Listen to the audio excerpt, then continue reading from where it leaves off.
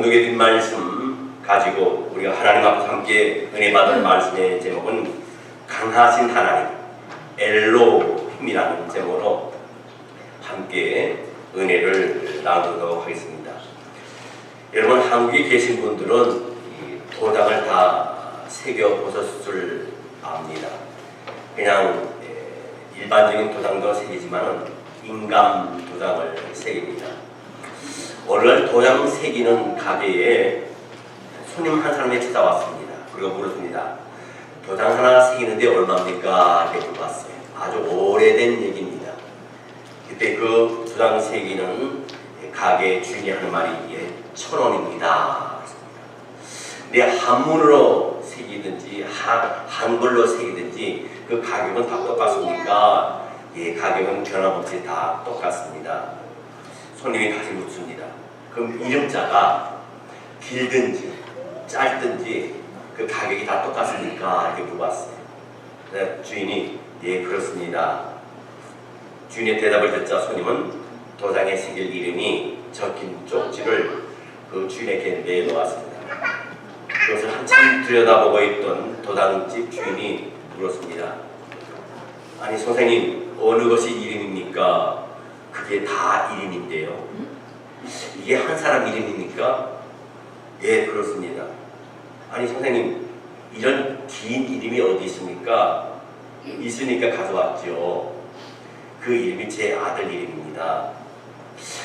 선생님, 혹시 저를 놀리시려 하는 거 아닙니까? 놀리다니요. 분명히 제 아들 이름입니다. 그래서 자기가 가져온 호적 등본을 갖다가 그 주인에게 보여줬습니다.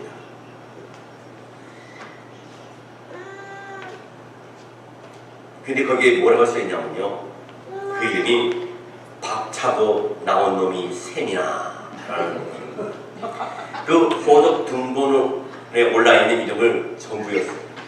그의 성은 박씨였고 그 이름에 포함된 실제 의미는 복을 차고 나온 것을 남들이 셈낸다라는 의미에서 이 박 차고 나온 놈이 셈이나라고 했다는 겁니다. 이번에 한국에 배우리라고 하는 사람이 있습니다. 그가 쓴 고운 이름, 한글 이름이라는 책에 나와 있는 얘기입니다. 현재 한국에서 제일 긴 이름이 뭔지 압니까? 한국에서 제일 긴 이름을 가진 사람이 황씨입니다. 황. 근데 그게 실제로 있습니다. 황금 독수리 하늘을 날며 세상을 놀라게 하다라고 이렇게 기록되어 있다는 겁니다. 역사적으로 보증된 것은 아니지만요, 전해 내려오는 말에 의하면 이 세상에서 제일 이름이 긴 사람이 누구냐면 피카소라고 합니다. 피카소. 그럼 이 피카소의 이름이 얼마나 긴지 제가 여러분에게 한번 소개해 드리도록 하겠습니다.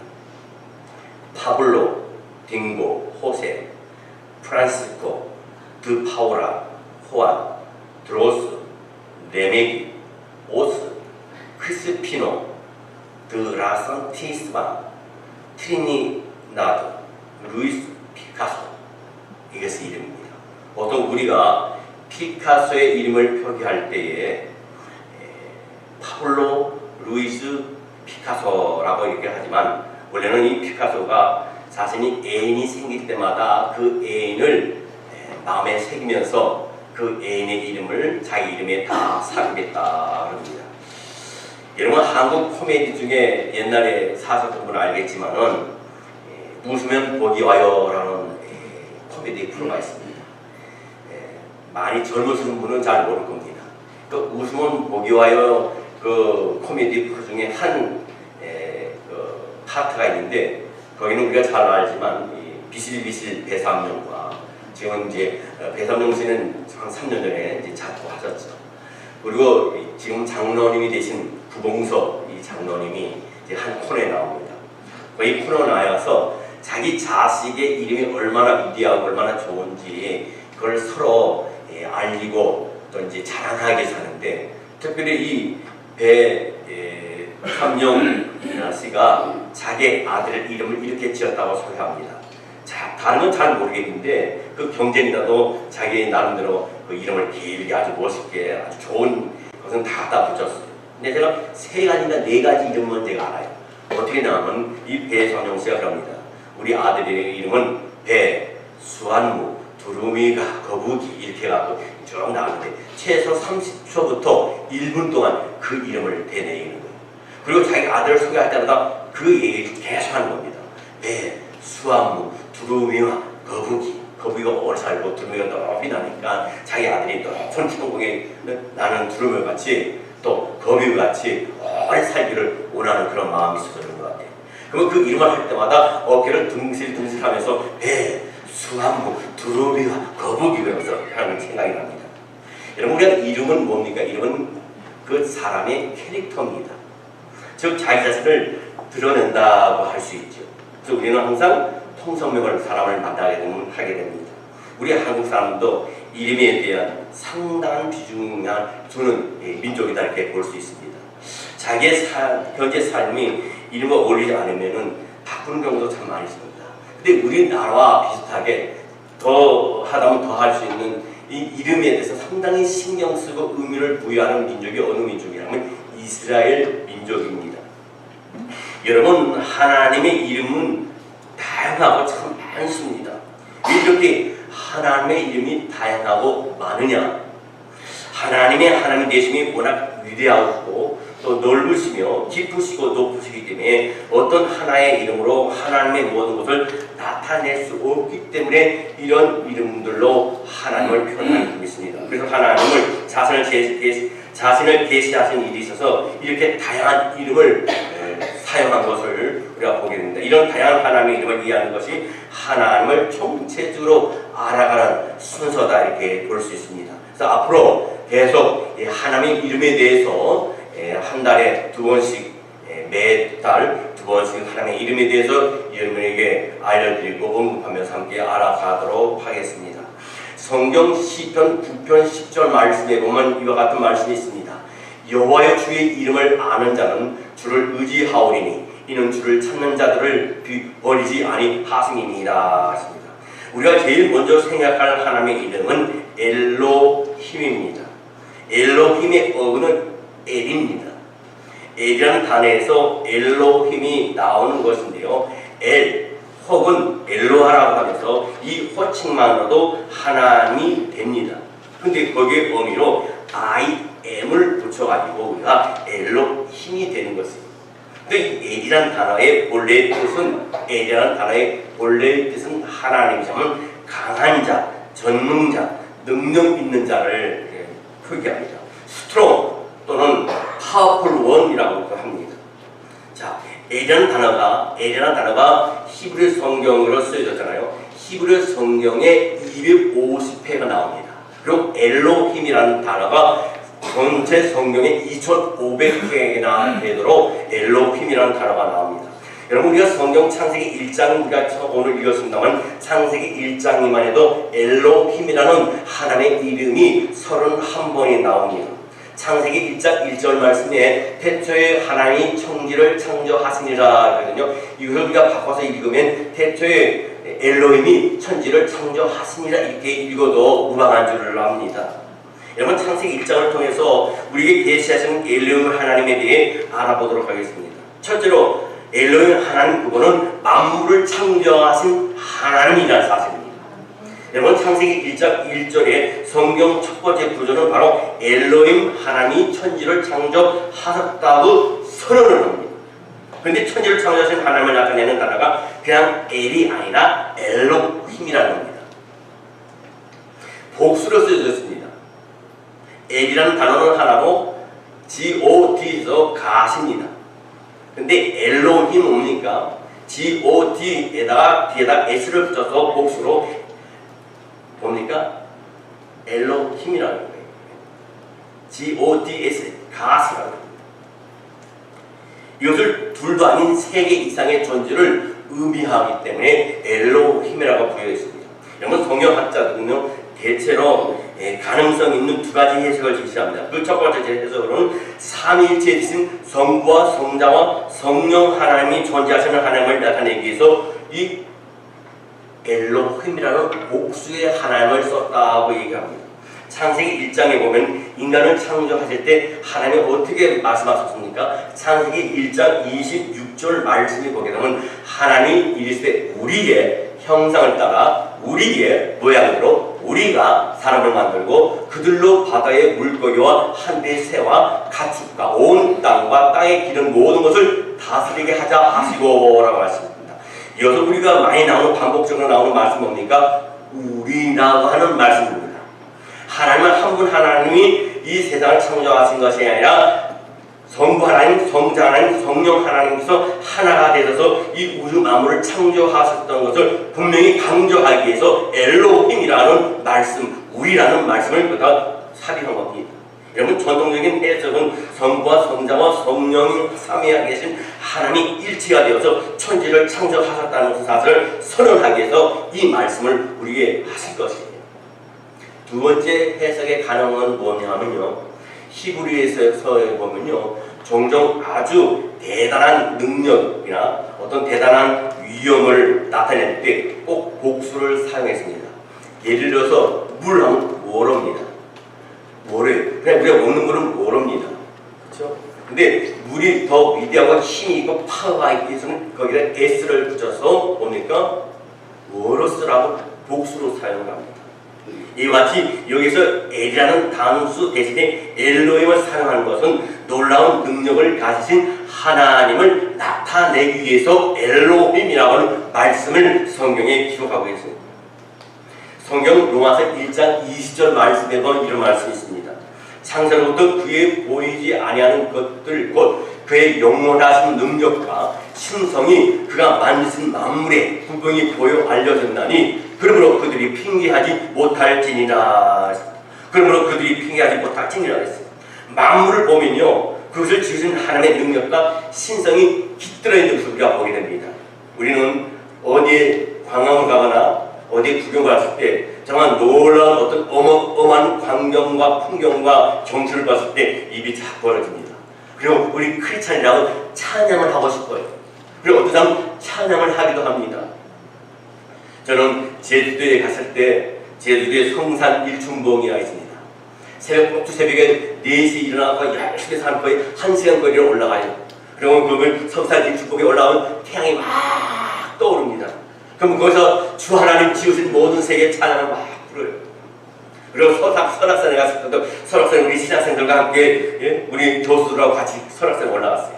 설악산 정상에 올라가서도 우리는 어떻게 하냐, 찬양을 주께 부릅니다.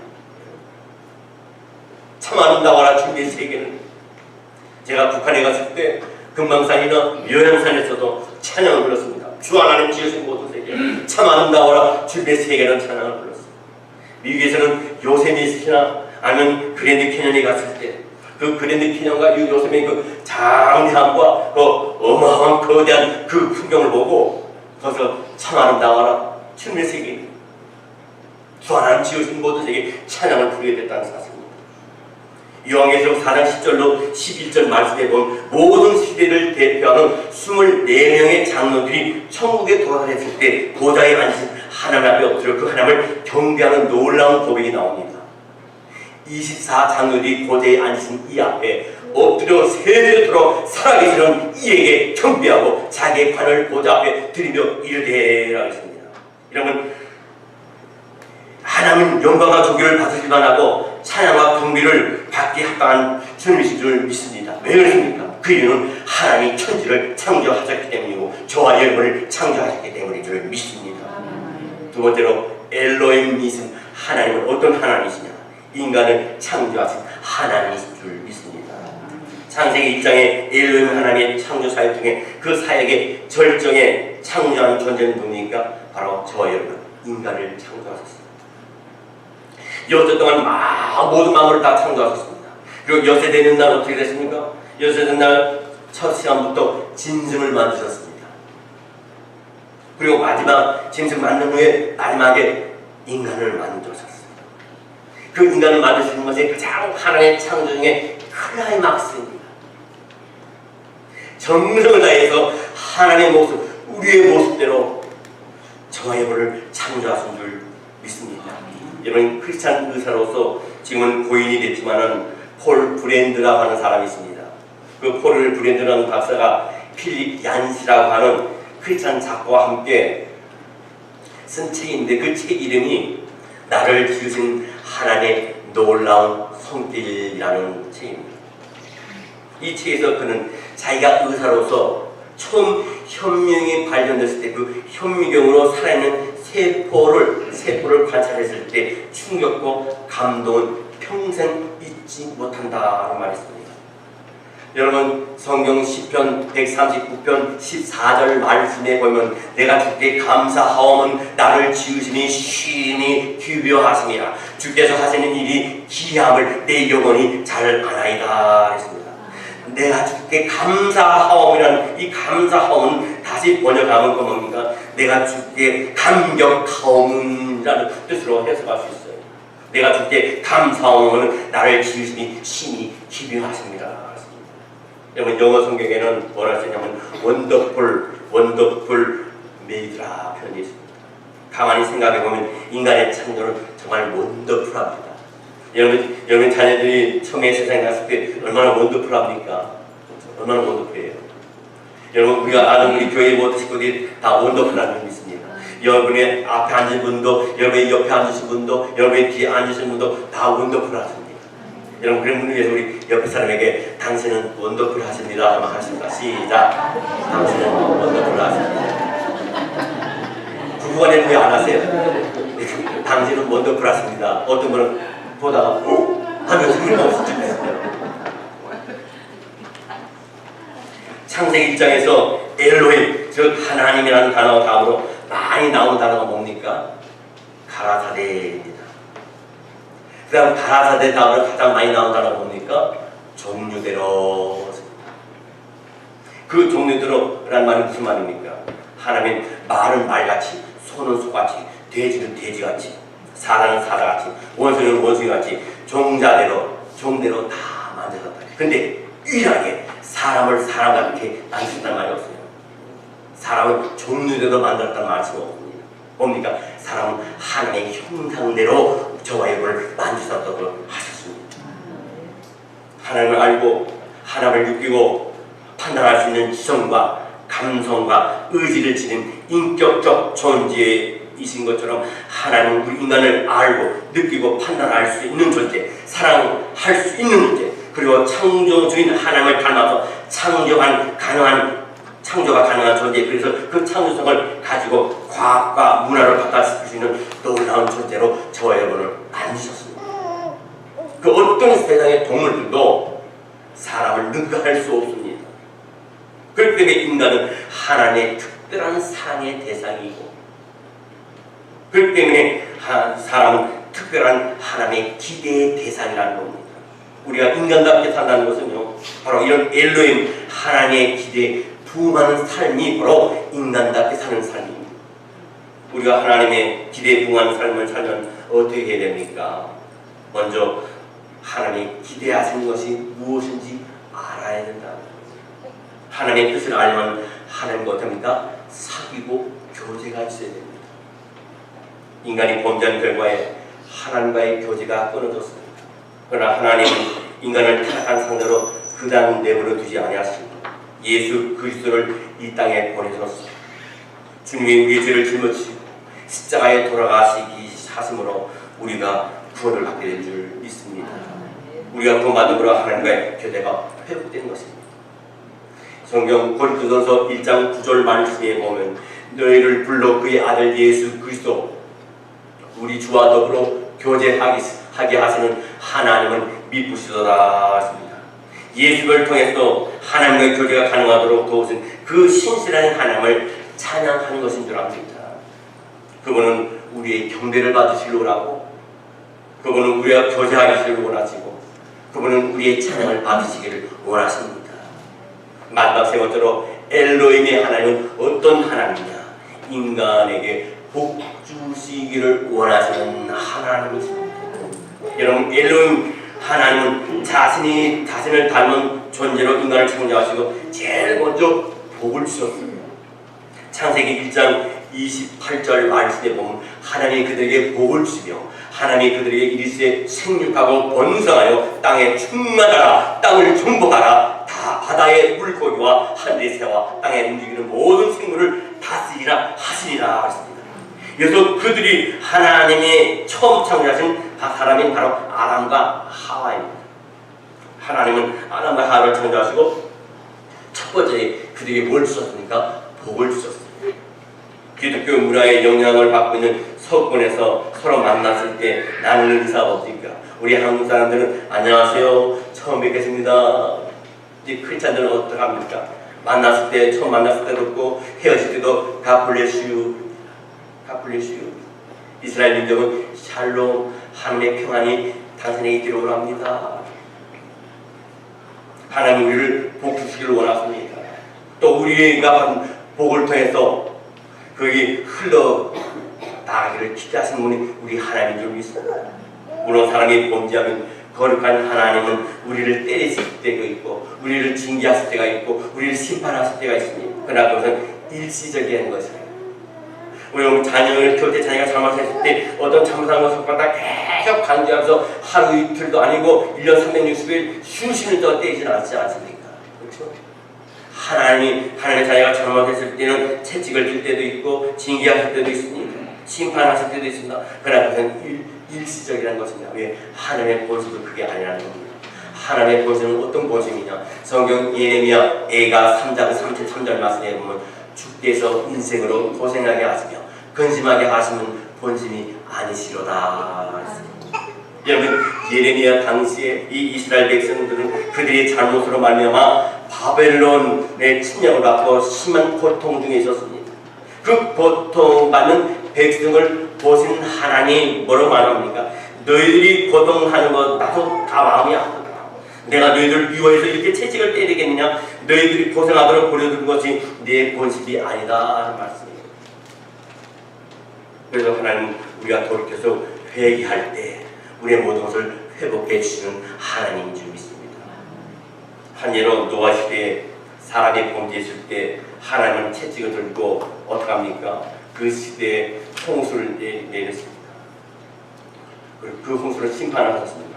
이 홍수의 심판이 마지막 결과의 모습이 창세기 9장 1절에 나옵니다. 하나님이 노아와 그 아들들에게 복을 주시며 그들에게 이르시되 생육하고 번성하여 땅에 충만하라 하셨습니다. 하나님이 노아와 그의 아들들에게 복을 주셨어요. 심판이 끝나자마자 복 주시고 회복시켜 주셨습니다. 그 하나님이 바로 저와 여러분의 하나님인 줄 믿습니다. 이제 말씀을 마치려고 합니다. 우리의 삶의 방향을 우리가 바꿔야 될 줄 믿습니다. 자신의 방법이 아니라 하나님의 방법으로 살기를 결단하는 저와 여러분이 되어야 될 줄 압니다. 회개는 방향을 바꾸는 것이에요. 내가 잘못된 삶을 바꾸는 겁니다. 저주와 비단의 삶을 청산하고 하나님으로부터 하나님께로부터 인생을 돌리는 것이 새로운 바꾸는 삶입니다. 지금까지 별탈 없이 살아왔는데 바꾸게 뭘 바꾸고 이렇게 생각하는 사람이 있는지 모르지만 아니라는 마음이 생기다면 그것은 마귀가 그 마음속에 주는 것인 줄 믿습니다. 좀 더 어제보다는 오늘이, 한 달 전보다는 이번 달이, 작년보다는 금년이 더 달라지고 변화된 삶을 보여주시기를 바랍니다. 이런 흥미로운 얘기 하나 있습니다. 밤중에 밤바다에 배가 하나 항해를 하고 있습니다. 칠흑과 같이 깜깜한 밤입니다.